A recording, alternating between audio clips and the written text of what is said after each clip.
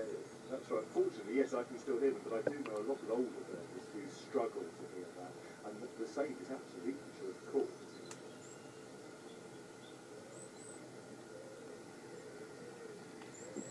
Now that is very high pitched. These are needle points of sound. I always think of them as being similar to the needles on the pine trees as well. Tiny, tiny slivers of sound.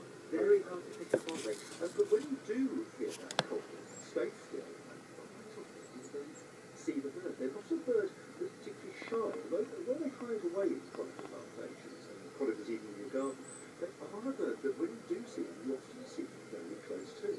And when you do see them, first of all, you're struck by the size. They're smaller than a wren. A lot of people think the wren is the smallest British bird. It isn't. And they've got a lovely mossy green colour, and then this beautiful yellow or orange flame-coloured crest. Yes, particularly in the male, isn't it? That's the